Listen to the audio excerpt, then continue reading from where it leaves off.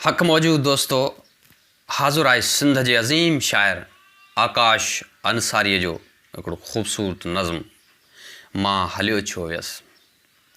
तूं पुछीं थो पिरीं मां हलियो छो वियसि, जॾहिं शाम जो जाम ख़ाली न हो, राति रिमझिम हुई तुंहिंजे साहुनि जी, राति रिमझिम हुई तुंहिंजे साहुनि जे झीणनि सुरनि सां सुतल मुंहिंजे बिस्तर ते मुनकर का मौसम हुई।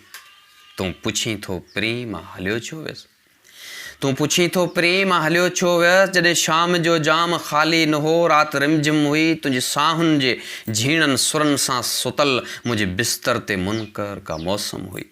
तुंहिंजे कजलियुनि अखियुनि जे किनारनि मथे, तुंहिंजे कजलियुनि अखियुनि जे किनारनि मथे मुंहिंजे चपड़नि जी ॿेड़ी लॻे ई लॻे, हा इन्हीअ खां अॻे मां हलियो छो वियसि। तूं पुछीं थो पिरीं मां हलियो छो वियसि, सच पुछीं हो पिरीं दिलि चाहियो बि घणो, सच पुछीं हो पिरीं दिलि चाहियो बि घणो, का घड़ी तुंहिंजे वारनि जे कारनि घटाउनि मिजां, वास वठंदो रहां ॿिनि घड़ियुनि लाइ सही तुंहिंजे आगोश जी सांवरी शाम में, कंहिं रूपोश प्यासे मुसाफ़िर जियां मां पनाहूं वठां, खन पली सही थक थोरो भञां। दिलि त चाहियो घणो तुंहिंजे नैणनि जूं निर्मल ही चांडोकियूं, दिलि त चाहियो घणो तुंहिंजे नैणनि जूं निर्मल ही चांडोकियूं, सदा मस्त नींदूं नियापा खणी रूह जे ऋण मथां ई रखसान रहनि।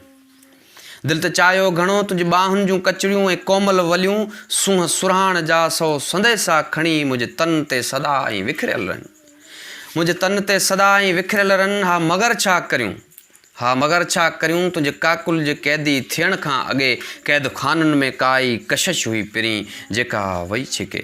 दिलि त माणणु घुरियूं तुंहिंजूं सभु दिलि भरियूं, दिलि त माणणु घुरियूं तुंहिंजूं सभु दिलि भरियूं, हा मगर छा करियूं दार जे दर्द खे पंहिंजी लिज़त हुई, मगर छा करियूं दार जे दर्द खे पंहिंजी लिज़त हुई जेका वई छिकी।